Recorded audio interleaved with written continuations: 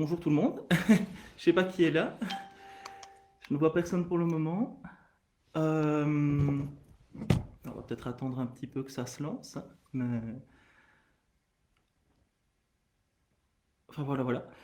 Écoutez, le plus simple, je propose à tout le monde de poser des questions, je veux dire, pendant le live.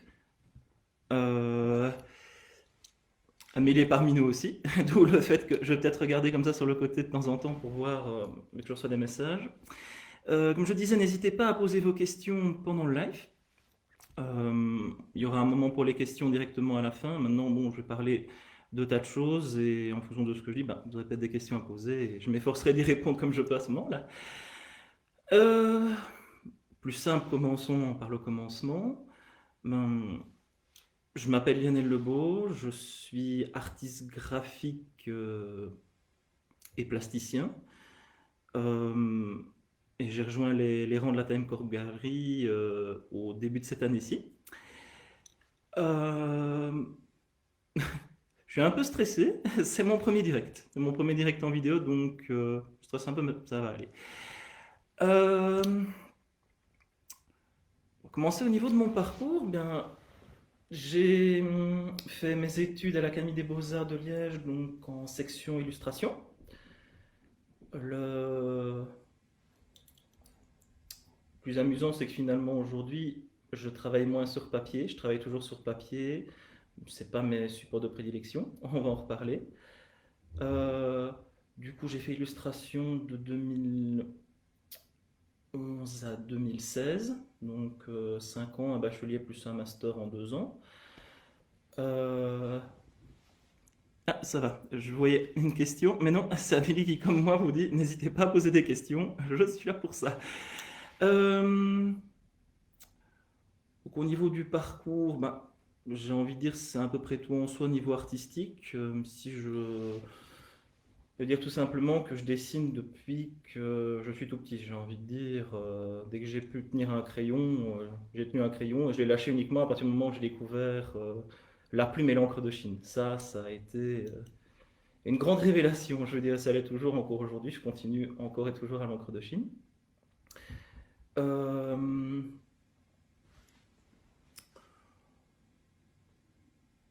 Au niveau du parcours, comme je vous dis, j'ai pas 150 000 trucs à dire. Au niveau de mes études, entre mon bachelier et mon master, j'ai eu l'occasion de faire un stage de sérigraphie à Marseille, aux éditions du Dernier Cri.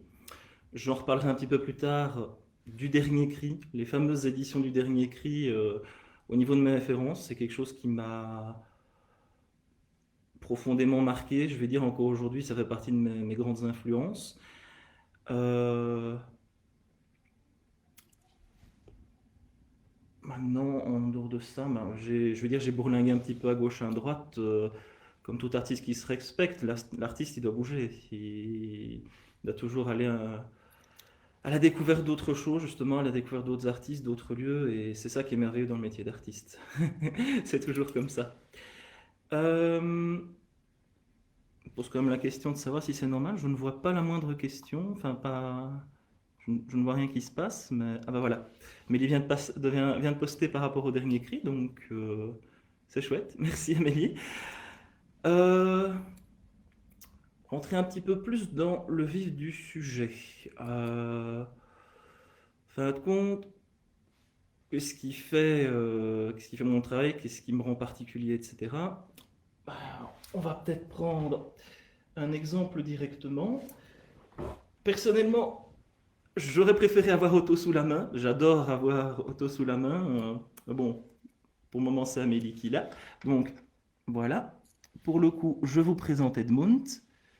Donc, ça, pour le coup, au niveau spécificité technique, c'est parmi les supports que j'affectionne le plus. Comme je le disais, je vais essayer de le mettre correctement. Je travaille sur papier, sur toile aussi. Maintenant, mes supports préférés, c'est... Bonjour Geoffrey, enfin bon, bonjour, bonsoir, il y a du monde. Et merci pour le compliment, ça me touche beaucoup. Merci. Donc comme je disais, parmi les supports que j'affectionne, ben, ici, donc, on est face à de l'os. Donc, ici, c'est dans l'encre de Chine, travailler directement sur l'os. L'os est verni, il est traité de manière à pouvoir être présenté sans risque, je vais dire. Euh, les spécificités varient en fonction des supports. Pour ce qui est de l'os, je laisse imaginer que ça dépend de pas mal de choses. La densité, la densité de l'os, parce que par endroit, bah, l'os est beaucoup plus lisse et dense et il n'y a pas de problème quand la plume, je veux dire, passe dessus avec l'encre. Maintenant, quand on est face à une structure beaucoup plus spongieuse, il arrive bah, que c'est ça les aléas, je vais dire, d'un vrai crâne par rapport à un faux. Ça fait partie des difficultés du challenge. Moi, c'est ça que j'apprécie aussi et c'est ça qui rend la pièce unique. Il peut arriver qu'il y ait des petites infiltrations, des petites veines grisâtres à l'intérieur et ça, bah, ça fait partie de la pièce. C'est ce que je dis également quand on me pose la question, bah, pourquoi ils ne sont pas toujours impeccables? Bah, c'est ça qui est beau quelque part, c'est ça qui fait l'âme de l'œuvre, l'âme de la pièce. Et c'est également ce qui fait partie pour moi du patrimoine du matériau. Je dis ça avec le plus grand respect, surtout quand il s'agit de crânes comme ceci. Parce que là, on parle d'un crâne humain. Mais... Et du coup, j'ai perdu le fil. C'est super. Euh, Enfin, voilà. Qu'est-ce que... C'est ça qui est chouette, encore une fois, c'est de travailler sur des supports qui sont plus exigeants, je veux dire, que le papier. Je pense que c'est pour ça qu'à la fin de mes études, j'ai commencé à vouloir aller vers autre chose que, j'ai envie de dire, bêtement, le papier. Même si le papier, bah, c'est déjà un support fantastique, et il y a tellement de types de papier. Voilà. Mais je voulais passer justement à un type de support qui était plus intéressant, à savoir bah, des supports d'origine naturelle, et surtout essayer d'étendre mon graphisme en 3D. Je reviendrai un petit peu plus tard sur pourquoi les supports naturels, au niveau purement thématique et symbolique, puisque là je suis toujours dans l'aspect technique. Euh, Autre exemple, là, je vous gâte un petit peu, il faut savoir que c'est une pièce qui n'est pas du tout sur Internet, il n'y a pas la moindre photo de cette pièce. Donc, histoire de la montrer un peu plus correctement, je vais retirer le globe. Voilà, attention.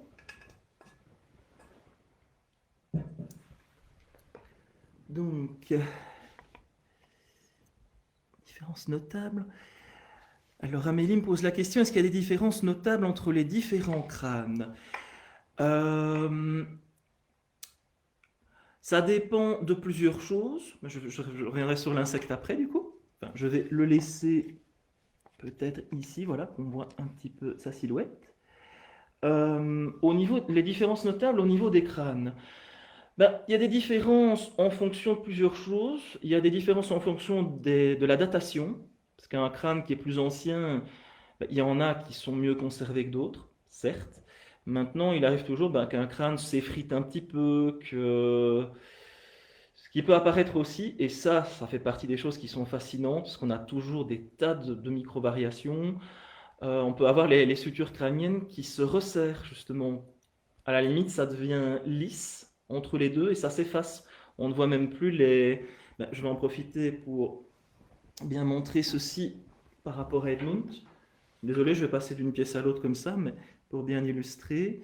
Mais ici, par exemple, voilà, je vais pouvoir illustrer très clairement ce que je viens de dire. Enfin, si j'arrive à calibrer, c'est un peu compliqué au niveau de l'image. Décidément.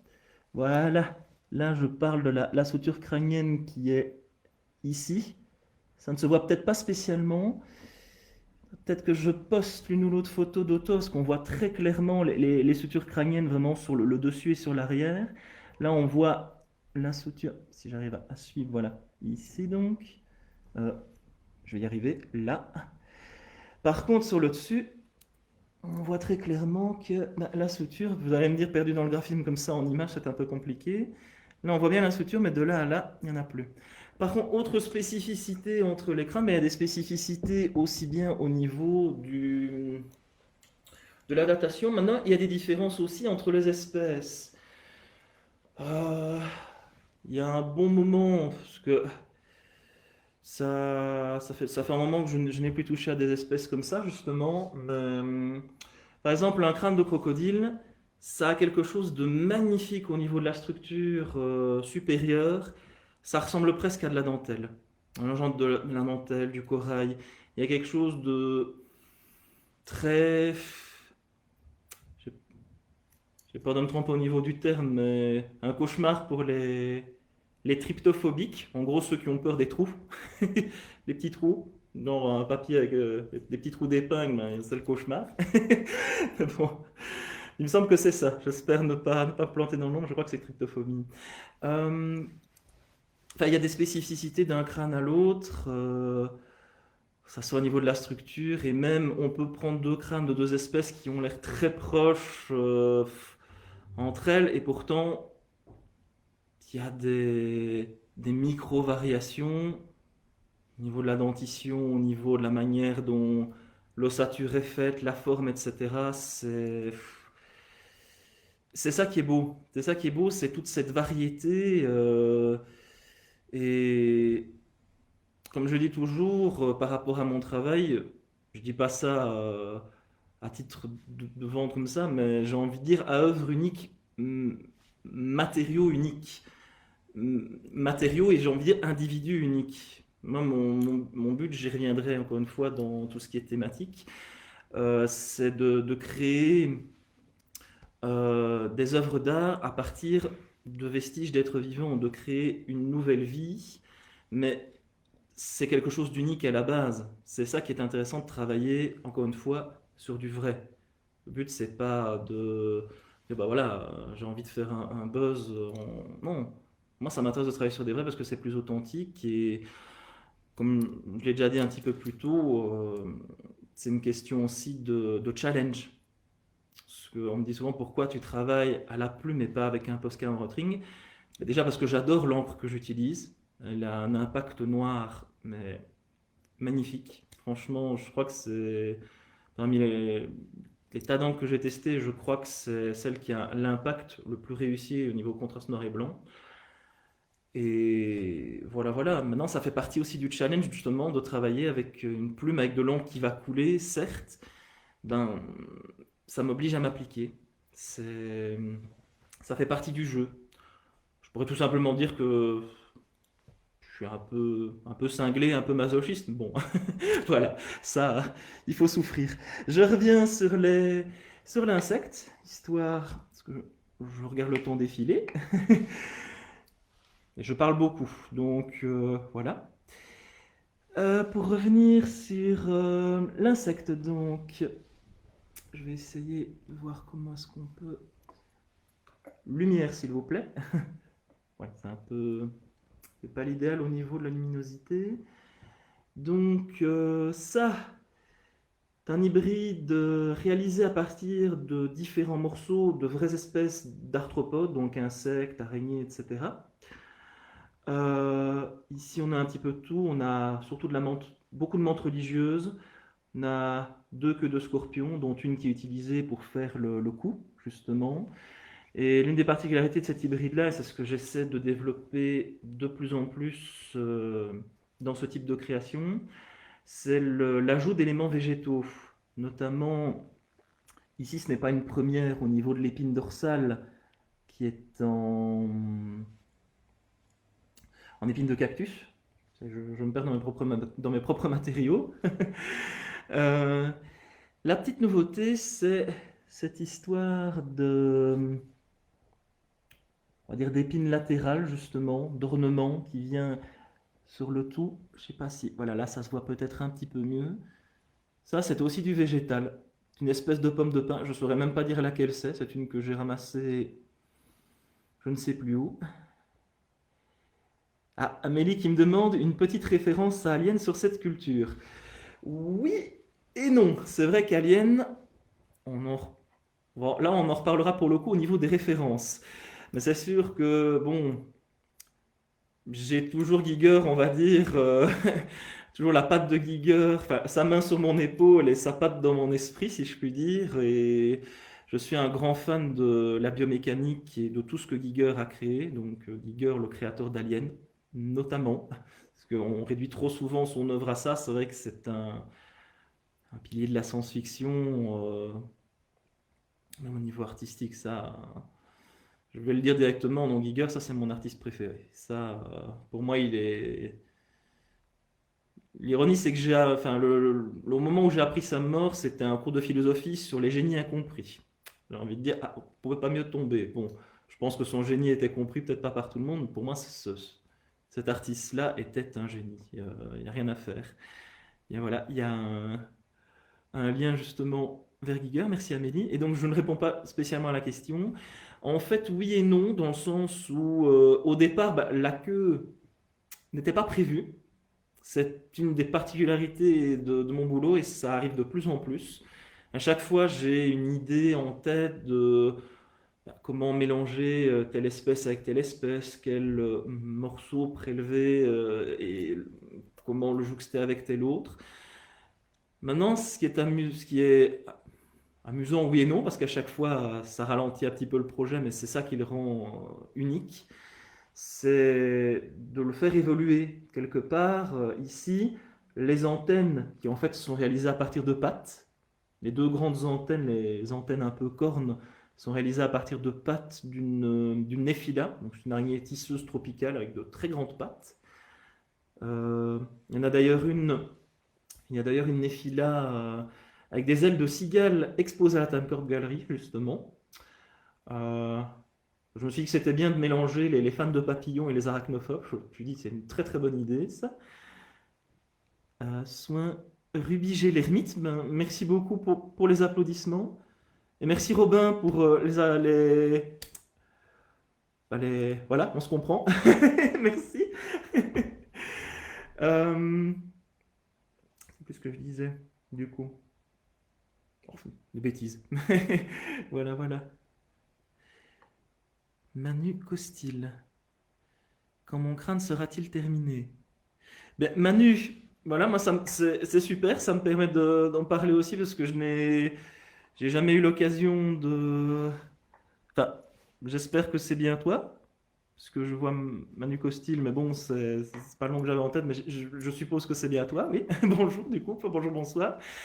Bien écoute, on en reparlera parce que là pour le moment je n'ai pas ton crâne, donc et je me réjouis de travailler dessus, très franchement. Mais on en reparlera et je te remercie déjà pour tout ton soutien et pour l'intérêt, l'amour que tu témoignes pour mon travail. Franchement, ça fait plaisir. C'est super gentil. Voilà, mais comme Amélie dit, on en reparle. Mais on en reparlera avec plaisir. Franchement, c'est dans mes projets futurs et j'y mettrai beaucoup de soin comme pour chaque création. Ne te tracasse pas. Si tu as d'autres questions, n'hésite pas, on aura un moment question après. Donc, voilà, voilà. Euh, c'est plus ce que je voulais dire, du coup. Mais... Enfin, rapport à Alien, oui et non. Maintenant, ça, je reparlerai peut-être à la fin. Parce que je sais bien qu'on reparlera de la question des projets futurs. Euh, ben voilà, Mélie qui dit qu'il y aura d'autres photos, justement. Ben, ce sera peut-être bien. Euh, Tant que j'y suis, n'hésitez surtout pas à aller même checker maintenant ou à la fin. Enfin, personnellement, c'est comme vous le souhaitez. N'hésitez pas à aller checker sur le site, donc lionellebeau.com. Si vous avez des questions sur l'une ou l'autre heure, n'hésitez surtout pas. Moi, je suis là. Donc voilà, voilà. La question, donc, par rapport à Alien, puis je pars ailleurs avec cette créature-là. J'ai un projet, j'ai sérieusement réfléchi à un projet par rapport à Alien. J'aimerais bien justement créer une sorte de projet hommage. J'ai déjà le nom en tête, j'ai déjà réfléchi à certains éléments, comment combiner, etc. Voilà, ça fait le lien avec ce que j'étais en train de dire. Les éléments végétaux, j'ai envie de plus en plus de rajouter du végétal. Voilà, il y a le lien vers le site, donc n'hésitez pas. J'ai envie de rajouter de plus en plus d'éléments végétaux dedans. C'est vraiment l'un des gros challenges de mon travail, c'est d'essayer le plus possible pour tout ce qui est structure morphologique, d'utiliser du naturel. C'est naturellement, il y a certains, j'ai envie de dire, bon, dans le cadre des insectes, c'est vrai que j'ai même pas précisé ça, les insectes, donc au niveau du travail, c'est pas comme les crânes, il y a vraiment tout un...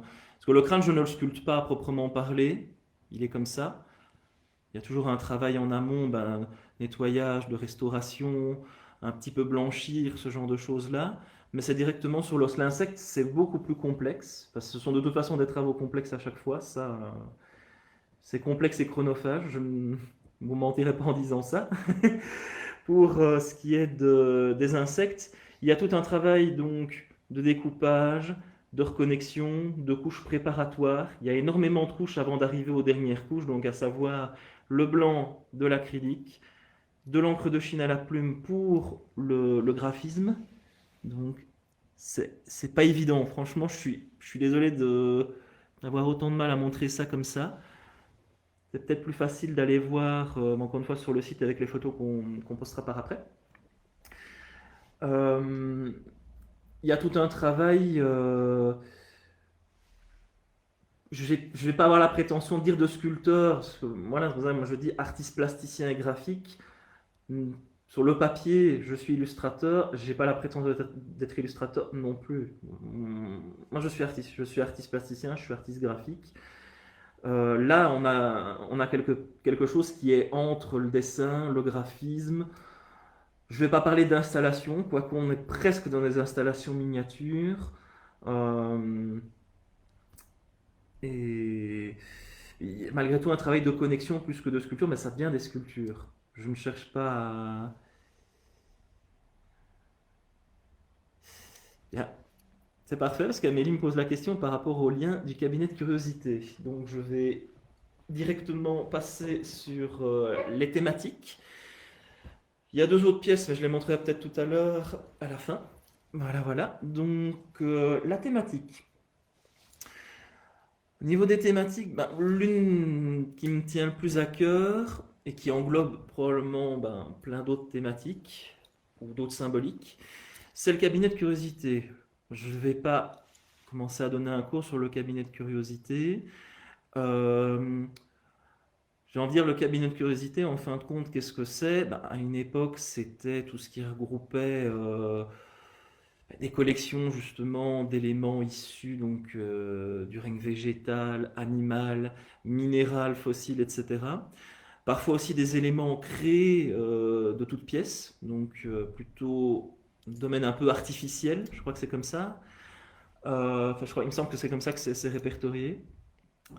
Pour le... Je voulais dire, moi, allez, ça y est, je perds encore. Euh, Au niveau du... tout ce qui est cabinet de curiosité, ce qui est amusant, c'est que j'ai envie de dire que je travaille les deux, puisqu'en fin de compte, je pars de naturel bah, à chaque fois. Ici, pour le coup, ben, pour une fois, je remonterai de Mount. Oui, oui j'aime bien j'aime bien de montrer mes crânes. C'est même pas parce que c'est mon boulot, c'est parce que j'adore ça, j'adore les crânes. Euh, pour le coup, là, c'est du naturel et c'est du naturel retouché. Ça pourrait très bien, on va dire dans les thématiques, où on est encore une fois ici dans plusieurs choses. On est dans le cabinet de curiosité, mais on est aussi dans l'héritage des vanités du memento mori, à savoir, memento mori, vanité, c'est à savoir que ben, on n'est pas éternel.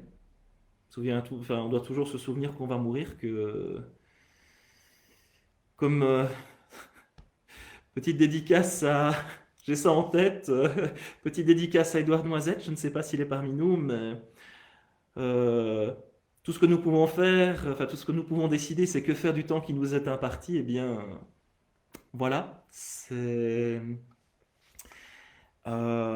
Memento Mori, c'est ça, c'est se souvenir que on n'est pas éternel et j'ai envie de dire on n'a qu'une vie en fin de compte. Bon, ça rejoint un petit peu l'allégorie de Carpe Diem. On est dans cette idée-là de cueillir le jour. Je parlais de Memento Mori, mais dans les cabinets de curiosité, oui, il y a souvent, toujours peut-être pas, mais il y a souvent des crânes, oui. Autre chose, avec ce genre de pièces-là, on pourrait très bien se dire que ça pourrait être pas une pièce artistique, mais une pièce ramenée d'un pays lointain, euh, réel ou inconnu. Au niveau des références, bon, Lovecraft n'est pas très loin, j'ai envie de dire, hein. On parlait de Giger avec l'aspect un peu biomécanique, mais si je préfère parler d'hyperbiologie ou d'abstraction biologique, mais c'est pas. En fait, j'ai un tel respect pour Giger que je n'ose pas mettre de mécanique dans mon travail. Ça peut paraître à la fois un peu naïf, un peu innocent, ben c'est comme ça, personnellement. Et puis, niveau thématique, là, je fais une parenthèse par rapport vraiment au travail graphique. Je reviendrai sur Camille Curiosité après. Pourquoi, en fin de compte, des supports naturels, et c'est ça qui est mieux justement pour ce code graphique-là, qui, il faut savoir, est né sur papier. À la base, c'est un support que j'ai créé sur papier. Et c'est d'ailleurs le nom du code graphique, c'est d'ailleurs les nécrocosmes. C'est de là que vient mon pseudo et le nom de ma page et de mon compte Instagram, donc necrocosmos.art. C'est un nom qui est resté, finalement, bon, le site c'est pas sous ce nom-là, mais Necrocosme, Necrocosmos, c'est le nom de ce type de graphisme-là, en opposition avec un graphisme plus abstrait, vraiment de l'abstraction pure, qui s'appelle les brainstains. C'est encore autre chose. Mais du coup, ce graphisme biologique, eh bien, sur des supports comme ça par rapport au papier, mais ça prend tout de suite beaucoup plus d'impact, niveau symbolique. En fin de compte, couvrir des supports, des vestiges d'êtres vivants, avec un graphisme biologique qui quelque part est abstrait, n'a pas de, est assez informe. Il recouvre la forme. Il refait peau neuve, il tatoue finalement de vie ces vestiges d'êtres vivants. Donc c'est une forme de résurrection, de seconde vie. Le graphisme prend le pas dessus. J'ai d'ailleurs un projet, je n'en parlerai pas trop, mais j'ai un projet où j'aimerais bien que le graphisme se combine véritablement, on va dire, à la 3D. C'est pas des impressions 3D, encore une fois, c'est des vrais, mais à la 3D inhérente de ce qui pourrait surgir. J'ai plein de projets à ce niveau-là. Et à mon avis, certains, bon, je suis pas pressé. Si je dois attendre 20 ans pour en finir un, ben, c'est pas grave. Il y en a où ça fait déjà plusieurs années que j'attends d'accumuler les bons matériaux pour les faire et ça prendra le temps qu'il faut. Je suis pas pressé. Moi, j'ai toujours plein de choses à faire, donc voilà. Au niveau des cabinets de curiosité, ben voilà, je parlais d'artificiel. Ça va dans tout ce qui est cabinet de curiosité. Une des choses fascinantes, c'est quelque chose qui me parle beaucoup aussi, c'est tout ce qui est cryptide et la cryptozoologie, donc à savoir l'étude d'hybrides ou même la création d'hybrides, puisqu'à une époque, bon, ben voilà, des fossiles, des ossements de dinosaures qu'on retrouvait, on pouvait s'imaginer à une époque que c'était des restes de dragons ou que sais-je. Et c'est sûr qu'on sait imaginer ce genre de choses-là à une époque. Maintenant, on s'imaginait aussi pendant tout un temps bah, tout ce qui est légende, mythe, ça c'est quelque chose qui me fascine aussi, tout ce qui est mythologie, parfois plus souvent la mythologie grecque parce que bon, c'est un peu la plus, je vais pas dire la plus basique, il n'y a pas de, enfin je dis pas ça méchamment, mais c'est plus souvent celle qu'on a en tête. Maintenant, il y en a plein, et on n'a jamais fini de tout découvrir. Euh, Et tout ce qui est mythe et légende, bon, voilà, on a cru que les sirènes existaient et qu'est-ce qui se passait? Mais il y a des personnes qui créaient des fausses sirènes, enfin des vraies fausses sirènes ou des fausses vraies sirènes de toutes pièces. Et en fin de compte, mon travail, quand je crée des créatures, des hybrides comme ça au niveau de mes insectes, ben, c'est une forme d'héritage justement de la cryptobiologie. Euh, D'autres références plastiques, musicales et vidéoludiques. Au niveau, avec le temps passe. Passer au niveau des références. Euh, je vais en citer quelques-unes. Je pense que un tout grand merci à mon ami Gilles Lizin, artiste de surcroît lui aussi qui nous rejoint sur le chat. Merci. Merci beaucoup. Euh, oui, les références. Bah, Giger en plein pied. Encore une fois, tout ce qui est biomécanique. Alien au niveau du cinéma. Tant qu'on est dans le cinéma, je vais me bifurquer un petit peu à gauche, à droite.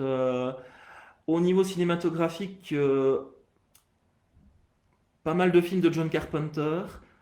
The Thing de 1982, donc La Chose en français, euh, sur un extraterrestre un peu polymorphe justement, qui se métamorphose, qui change d'apparence tout le temps.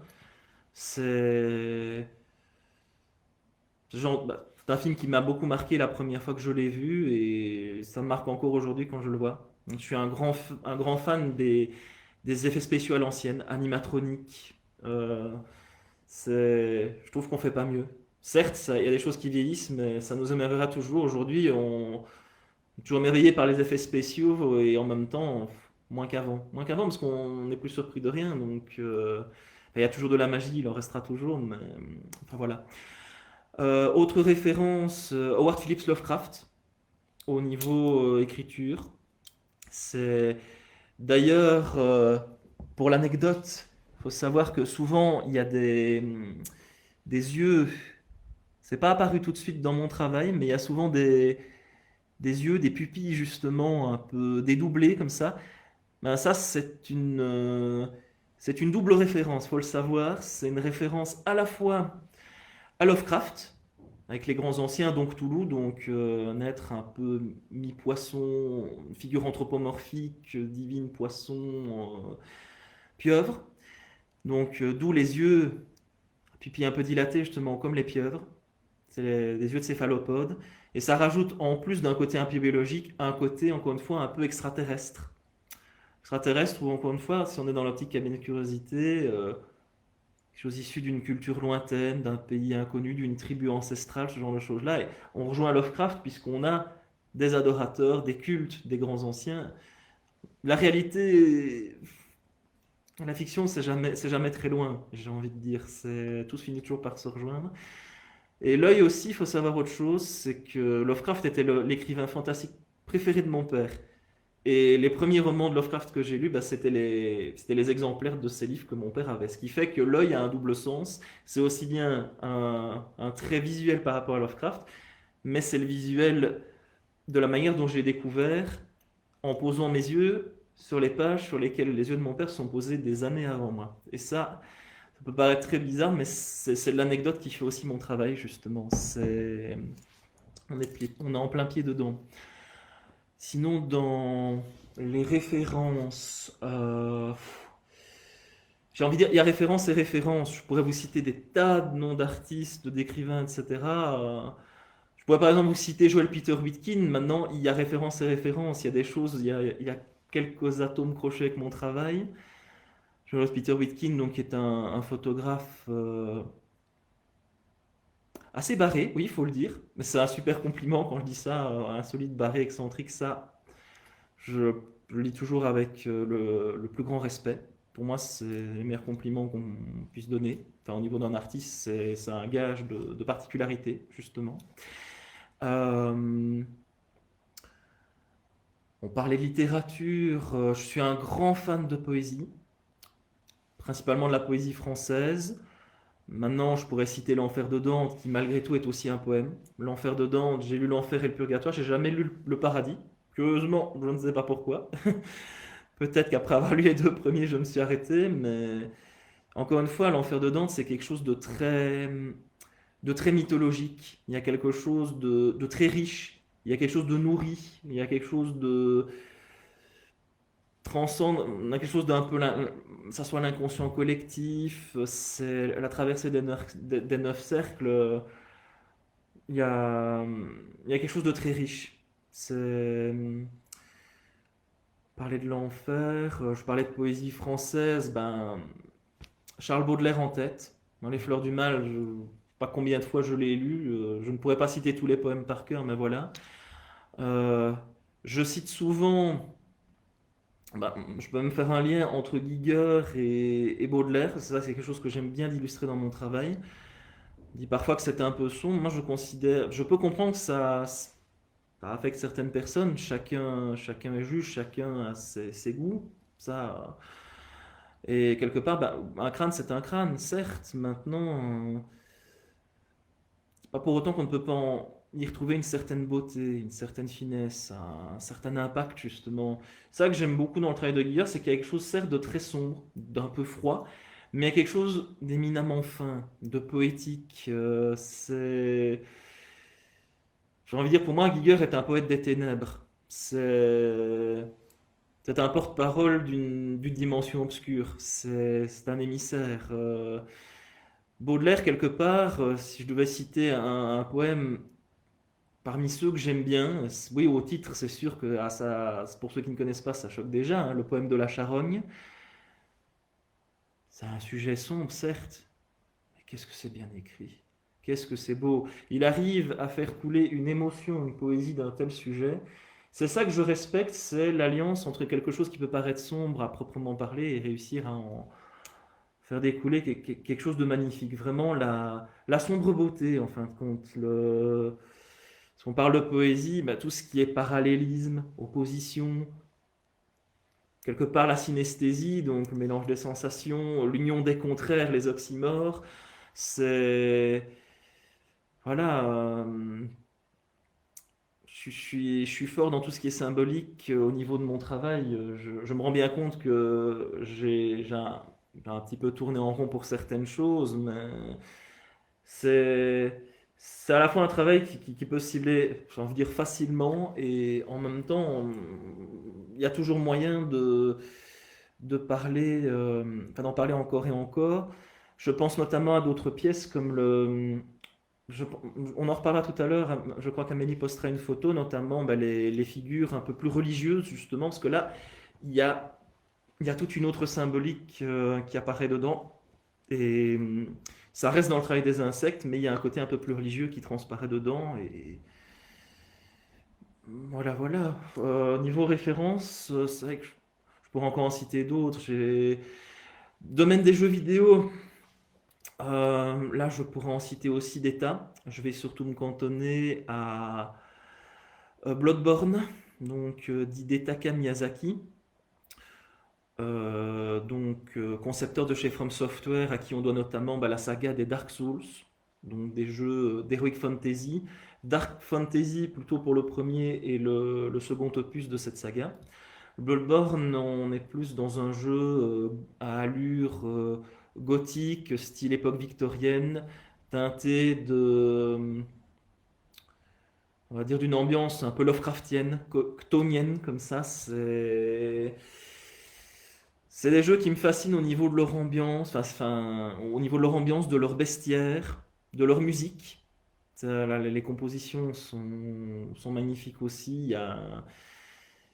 C'est des jeux d'auteur, j'ai envie de dire. On rentre dedans et je pense il y a peu de studios, il y a peu de réalisateurs qui font des jeux comme ça, qui nous marquent autant. Sinon, je parlais de bestiaire. Ben, je parlais de bestiaire à l'instant, je parlais de mythologie tout à l'heure, mais tout ce qui est bestiaire et mythologie, créatures imaginaires, ça me fascine, les bestiaires médiévaux, imaginaires et tout ça. Ben, les bestiaires de créatures dans pas mal de jeux, que ça soit les Silent Hill, on peut peut-être pas faire le lien directement avec mon travail, mais je me comprends. D'autres sagas, Silent Hill, Resident Evil 4 en plein pied, vu que c'est mon premier jeu de console non portable à proprement parler, et ça m'a beaucoup marqué aussi. Il y a des choses biologiques à ce niveau-là qui m'ont pas mal inspiré. Et sinon, j'en cite quand même deux. C'est plus des jeux qui me marquent, qui me fascinent, et le dernier que je citerai, qui est probablement mon jeu préféré, ça pourrait peut-être surprendre, mais c'est vraiment un inclassable pour moi. Ça me permettra de passer sur mes références musicales, parce que c'est lié de près ou de loin. Euh, je citerai également second opus de la trilogie Alice, justement, en espérant que le troisième sorte véritablement un jour. Donc Alice Madness Returns, Alice Retour au pays de la folie en français, donc qui est un détournement de l'univers de Lewis Carroll. C'est un jeu de plateforme. Encore une fois, c'est toujours une question d'ambiance, d'atmosphère, de bestiaire. Le scénario, vous pouvez le faire tenir sur un petit ticket de métro, j'ai envie de dire, mais c'est merveilleusement bien distillé. Et quel plaisir de rentrer dans des univers comme ça. Comme comme rentrer dans des œuvres d'artistes passionnés quand on va voir une exposition, en fin de compte, bah, c'est ça. C'est rentrer justement dans la dimension, dans la passion, dans l'univers de l'artiste. C'est ça qui est beau. Et le dernier jeu, ensuite je pourrais passer aux musiques et je suis tout à vous pour les questions. Euh, Brutal Legend, jeu de Tim Schaefers, dans lequel on incarne Jack Black. Je ne sais pas comment je peux mieux vous vendre ce jeu-là. Bon, il y en a qui n'aiment pas Jack Black, voilà, mais incarner, bon, on n'incarne pas vraiment Jack Black, c'est un Jack Black un peu différent, calmez-vous, mais voilà. Surtout que l'intro, le jeu est présenté par Jack Black, dans le jeu. C'est et c'est un jeu qui revient sur un univers fort heavy metal. C'est c'est par ce jeu-là que j'ai commencé à écouter, j'en écoutais déjà un petit peu avant, mais c'est ce jeu-là qui m'a vraiment poussé dans tout ce qui était rock, heavy metal, etc. Le jeu est incroyable au niveau de ce qu'il propose, de son univers, de ses références. Donc voilà, il y a le trailer là, et pour les fans de jeux vidéo qui n'ont jamais testé, franchement, foncez dessus. Si vous avez l'occasion, foncez dessus.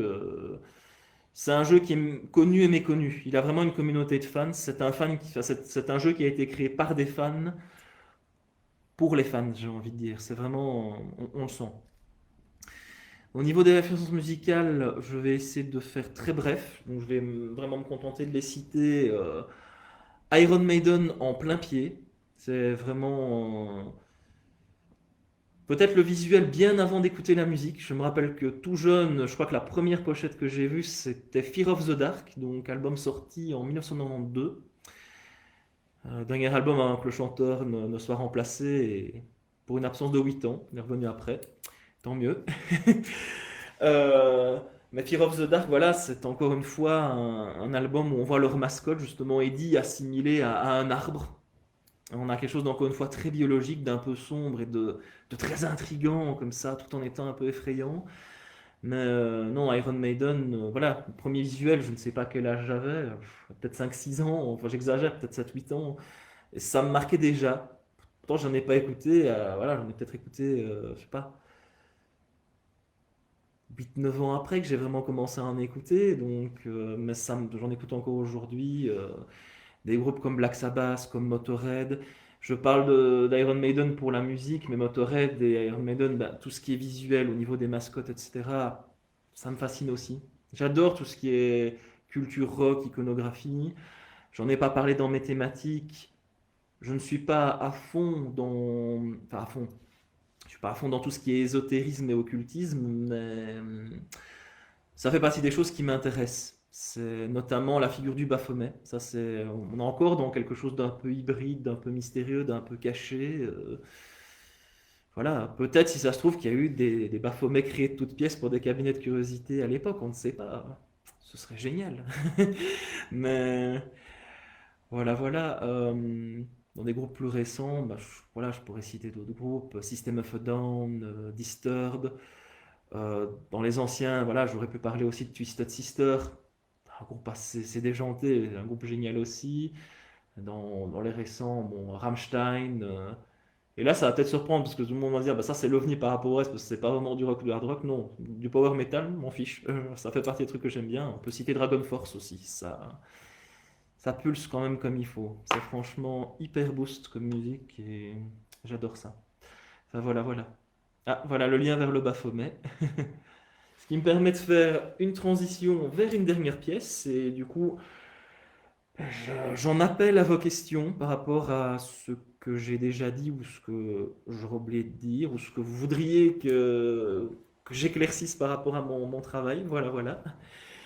Donc on parlait de Baphomet, bah, tant que j'y suis, voilà, celui-là. Oula, attention, pas faire de casse en direct, ce sera embêtant, mais voilà. Tant que j'y suis, je vais pouvoir montrer. Oula, oula, attention. Je vais pouvoir défaire ça.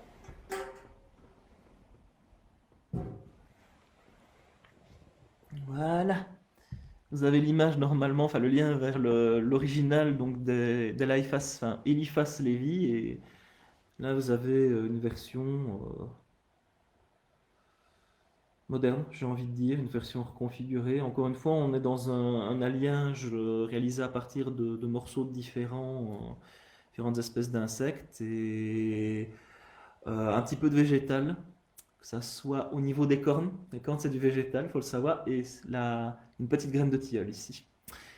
Et un œuf pour le reste. Donc je suis à vous pour les questions. Euh, Ah, ben, quand je dis référence et référence, voilà. Donc merci Geoffrey pour la question, ça c'est hyper pertinent. Donc Zdislav, j'es- tu parles du nom, je ris aussi parce que j'ai toujours un peu du mal à le prononcer, je me dis j'espère que je n'écorche pas. Zdislav Bekchinski, oui je connais son travail, il y a des œuvres qui m'interpellent peut-être plus que d'autres, même si dans l'ensemble j'aime beaucoup son travail. On a quelque chose de très osseux, je vais dire. Peut-être pas aussi organique, et encore, mais on a. C'est peut-être bizarre ce que je vais dire, mais bon, parmi d'autres références, j'aurais pu parler par exemple de tout ce qui est un peu le magazine Métal Hurlant. Je ne connais pas à fond non plus, mais des dessinateurs comme Drouillet euh, ou Olivier Ledroit, qui pour moi est presque. C'est pas le même dessinateur, mais c'est au niveau de l'univers, Olivier Ledroit, c'est un génie aussi, ce gars-là. Pour moi, au niveau des dessins, c'est un. On est dans cette optique justement, un côté un petit peu heavy metal. Et pour moi, c'est peut-être bizarre ce que je vais dire, mais Zdzislav Bekchinski, il y a un côté un peu métal hurlant. C'est presque un côté métal hurlant d'auteur, vraiment en peinture. Il y a une telle atmosphère. Ben, des artistes comme ça, c'est des précurseurs, c'est des ovnis. Ce sont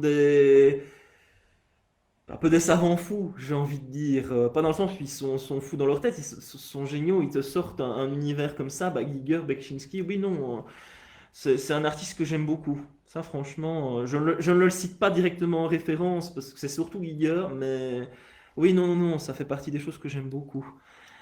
Euh, ça, c'est une excellente question. Je vais en profiter pour saluer certains artistes, certains et certaines artistes qui sont présents, peut-être. Y a-t-il des artistes à la Tamco Galerie avec qui j'aimerais collaborer? Ça, euh, il y a une ébauche, on va dire une toute petite ébauche de projet avec Jean-François, justement, Jean-François Bourron, dont j'adore le travail. Ça, c'est une ébauche pour faire des œuvres en commun, pardon, des œuvres en commun. Peut-être même monter certaines expos, pourquoi pas, ça c'est quelque chose qui me motiverait beaucoup. Non, je suis hyper ouvert aux collaborations, mais avec des artistes dont le travail n'est pas forcément proche de ce que je fais. L'intérêt, c'est aussi de mélanger, de mélanger des choses qui n'ont rien à voir et d'essayer d'en sortir quelque chose de neuf. C'est ça qui est beau. Sinon, bah voilà, travailler avec quelqu'un qui fait la même chose que. Non, ça sert à rien. Il peut y avoir des atomes crochus, mais il faut toujours créer du neuf. On n'a jamais fini, de toute façon, de créer. On dit toujours on fait du neuf avec du vieux, ouais, mais on fera du neuf avec le neuf d'il y a à peine 2 jours avant. Voilà, hein. Sinon, il y en a plein. J'ai envie de dire. J'aime beaucoup le travail d'Océane Pirang. Franchement, je parlais d'occultisme et d'ésotérisme. Est-ce que je vous ai dit que j'étais un grand fan du noir et blanc? Non. C'est vrai que j'en ai pas parlé du noir et blanc, même si bon, je crois que ça se voit, hein. Les œuvres, tout ça. Euh, non, c'est des choses qui me parlent. J'aime beaucoup son graphisme. J'aime beaucoup le choix du papier aussi. Si j'ai toujours un petit peu peur que ça nuise un petit peu au. Enfin, c'est pas du tout une critique, mais j'ai toujours peur un peu que ça nuise à certains détails. J'ai un peu peur qu'elle galère sur ce type de papier-là. Et en même temps, bah non, pas tant que ça, puisque le résultat est magnifique. Je la félicite encore une fois pour notamment le Siamese Lamb que je suis très content d'avoir acquis. Voilà. Sinon, Camille Murgue, je suis bluffé par sa patience, son travail. Je parle un peu en connaissance de cause au niveau de l'aspect chronophage de mon travail. Et encore une fois, j'adore tous ceux qui sont à fond dans leur univers, on ressent la passion, on ressent le...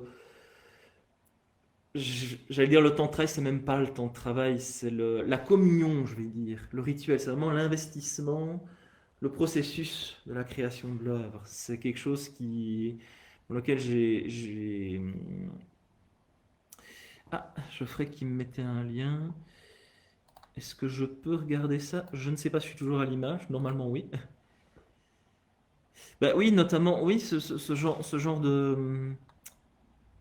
Bah oui, tout à fait, je ferais ce genre de travail-là. C'est le genre de choses qui me parlent. Ça... C'est enfin, on est dedans. Je vois que le temps tourne, donc je ne sais pas si j'ai franchement le temps de vraiment approfondir. Maintenant, il ne faut pas hésiter à venir me poser des questions, même en message privé, hein.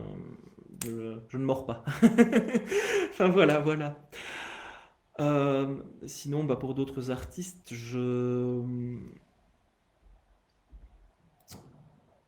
pourrais facilement tous les citer. Il n'y en a pas un dont j'aime pas le travail. Je suis pas en train de faire de la démagogie, non, non, franchement. Le travail de la satanée, par exemple. J'aime beaucoup, encore une fois, tout ce qui est un peu ésotérique, le rapport aux arcanes, le tarot, etc. J'aime beaucoup le travail de son mari, j'allais dire son compagnon, non, son mari, Satan Sanctus. C'est c'est encore un autre style, mais ça me parle beaucoup. J'adore. Le travail de Rémi Filiol, par exemple, j'aime beaucoup aussi. On est, on est dans le travail de la bijouterie, l'orfèvrerie, c'est encore autre chose, mais ça fait partie des choses que j'aime bien, qui me fascinent.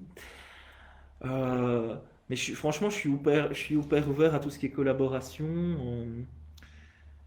Janvier, je ne me, je me, je vais pas, j'ai pas envie de faire tout et n'importe quoi, mais je ne me refuse rien. Moi, parmi les projets, je reparlais avec un artiste, voilà, vraiment un artiste dans le textile, dans le design de textile dernièrement, Giovanni Biasiolo. J'espère que, enfin, je sais pas s'il est présent, s'il nous écoute, s'il m'écoute, mais voilà, moi travailler, essayer d'adapter mes motifs ou les adapter, les réadapter, ou en créer des nouveaux pour du textile, ce serait merveilleux pour des robes, des chemises. J'adorerais ça. Mon but, c'est pas spécialement de faire tout et n'importe quoi, de le décliner à outrance, mais là, ça me plairait. Des pochettes d'albums pour des. Bon, ce serait bien avec des groupes rock et de métal. Maintenant, bah, je suis pas fermé à d'autres groupes, que ça soit des visuels. Bon, on parlait de crânes d'insectes, ça pourrait très bien être des dessins ou des toiles pour le visuel. Mais voilà, non, je suis pas fermé à quoi que ce soit, franchement, et des collaborations avec d'autres artistes. J'en- Honnêtement, je crois que je dois en avoir fait 5 maximum. Maintenant, à chaque fois que j'ai travaillé avec d'autres artistes, mais ça a toujours été un réel plaisir et ce qui en sortait était chouette. Franchement, il n'y a pas. Enfin, c'est toujours un plaisir. Voilà. Je me répète un petit peu à ce niveau-là. Je ne sais pas s'il y a d'autres questions. Des questions surprises. Bon, pas de questions pièges, mais voilà. Je ne sais pas s'il y a d'autres choses, puisque il nous reste à peu près 6 minutes ensemble. Quand je disais, hein, voilà, Memento Mori, hein, le temps il passe vite. C'est, euh, je ne sais pas ce dont je pourrais parler d'autre. En soi, on pourrait parler de tas de choses, mais je ne sais pas, au niveau des pièces, voilà, parmi les autres supports, ça c'est plus ou moins le même traitement. Enfin, ça, c'est entre le crâne et l'insecte au niveau du traitement, donc carapace de tortue. Donc on est encore une fois dans un travail de plusieurs couches. Et on a encore une fois un travail d'acrylique et d'encre de Chine à la plume sur toute la surface. Donc avant-arrière, un petit peu sur voilà, sur les bordures justement au niveau de l'entrée de la carapace. Encore une fois, bon, la différence du crâne, enfin des crânes où c'est directement sur l'os, ici on est sur